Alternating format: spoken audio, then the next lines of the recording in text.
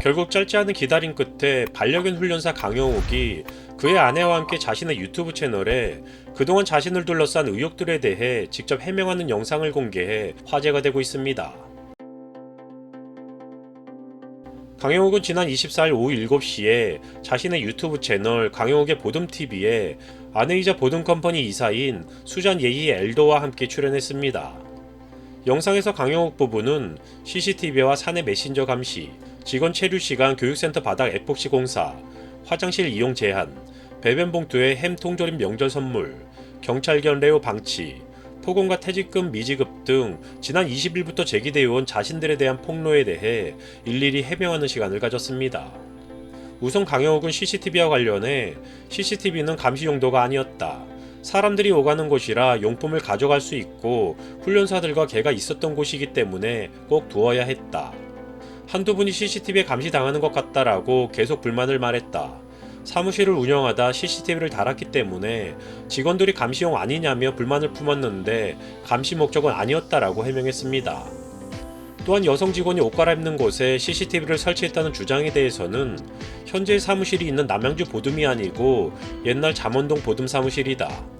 우린 옷을 갈아입는 직업이 아니고 훈련사 대부분 다 근처에 살기 때문에 사무실에 와서 옷을 갈아입거나 대부분 탈의하는 사람들이 없다라고 주장했습니다.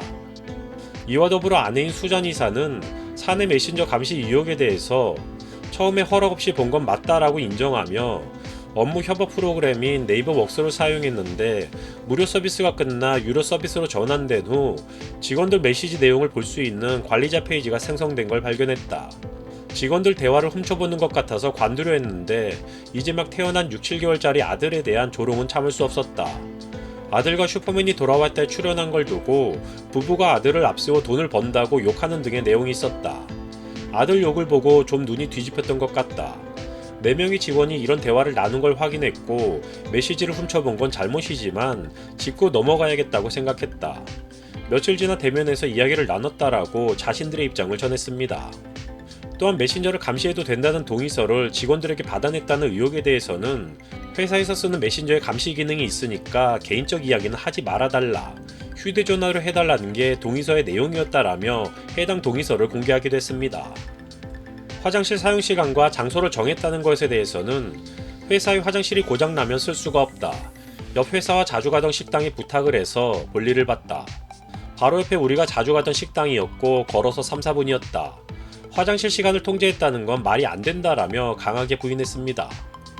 직원들에게 치욕을 느끼게 했다는 명절 선물을 반려견 배변 봉투에 담아줬다는 의혹에 대해서는 주문을 잘못해서 선물 상자에 담기지 않은 상품이 왔고 직원분들에게 양해를 구하고 나눠 가지라고 했다. 그런데 몇몇 분들이 비치돼 있는 배변 봉투에 담아가셨던 것 같다라고 당시의 상황을 설명했습니다.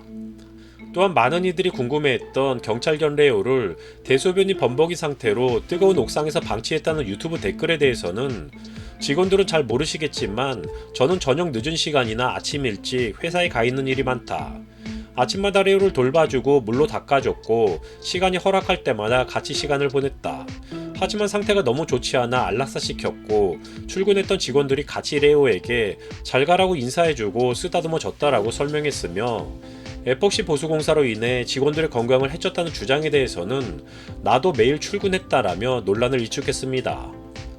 전 직원에게 2016년 9월 근무급여로 9,670원만 지급했다는 주장에 대해서 수잔 이사는 마지막 달에 그 직원이 유치한 고객의 환불 요청이 많아 퇴직금이 없는 계약이었고 노동청에 간 기여까지는 없고 퇴직금도 받아야겠다고 해서 변호사의 노무 자문을 얻어 인센티브와 퇴직금, 연차 수당까지 지급했다.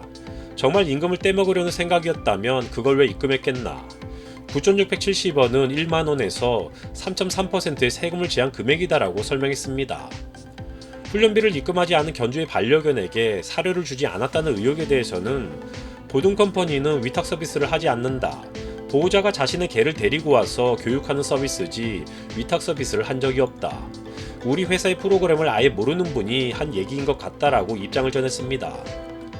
개 목줄을 던지거나 폭언했다는 주장에 대해서도 강영욱은 모두 사실이 아니라고 반박했으며 보듬컴퍼니 폐업과 해고 통보, 직원들의 처우에 대해서도 설명을 이어갔는데요. 휴일에 해고를 통보했다는 의혹에 대해서는 가까운 훈련사들에게는 전화로 회사 사정도 이야기하고 모든 것을 털어놨다. 최고의 교육센터를 만들자는 낭만을 갖고 일했는데 한 달 전이든 두 달 전이든 훈련사들에게는 충격이었을 수 있다. 직원들이 모두 그만둬서 폐업을 결정했다는 의혹에 대해서는 그렇지 않다. 채용하려면 할 수 있다. 서비스를 종료하는 것과 함께 일하던 분들하고 헤어지는 게 맞물렸을 뿐이지 그분들이 그만둬서 폐업하는 게 아니다라고 보든컴퍼니의 상황을 설명했습니다. 불편한 소식들로 얼굴 비쳐 진심으로 죄송하다. 훈련사로서는 어떨지 모르겠지만 좋은 대표는 아니었고 그래서 지금 이런 일들이 생겼다. 벌을 받아야 한다면 달게 받겠다.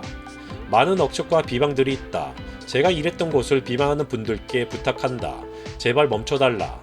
그들을 지키기 위해서 필요하다면 법적 조처도 할 계획이다라며 강영욱 부부는 현재의 심경과 자신들의 입장을 전하기도 했는데요.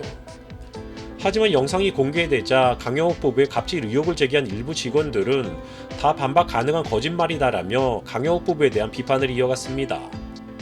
2016년부터 2018년까지 근무한 전 직원 A씨는 남양주 덕소센터 대표이사 사무실 책상 위에 감시할 수 있는 곳이 있었고 강영욱 대표가 해명한 잠원동 사무실 CCTV가 아니라 덕소의 여성 훈련사들이 옷을 갈아입는 방을 분명히 비추고 있었다라고 주장했습니다.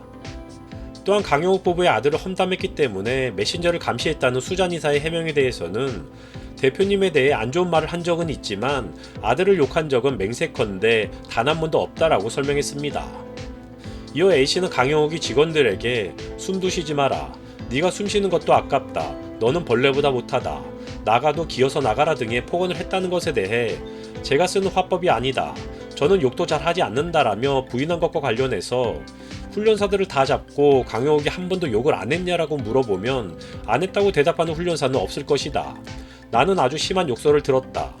또 주변 직원들에게는 물론 견주들에게 하는 욕설도 들었다. 폭언을 들은 직원들은 회사를 그만두고 싶어 했다. 어떻게 폭언을 들었는지 다 생생하게 기억하고 있다라고 자신의 심경을 덧붙이기도 했습니다. 이와 더불어 마지막 달 급여로 9,670원을 받았다고 주장한 전 직원 B씨는 급여를 받고 내가 하루 300원짜리인가라는 모멸감을 느꼈다. 게다가 수잔 이사는 내가 퇴사한 뒤에 발생할 리스크에 대해 급여에서 삭감된다고도 했다. 때린 사람보다 맞은 사람의 기억이 더 정확하다.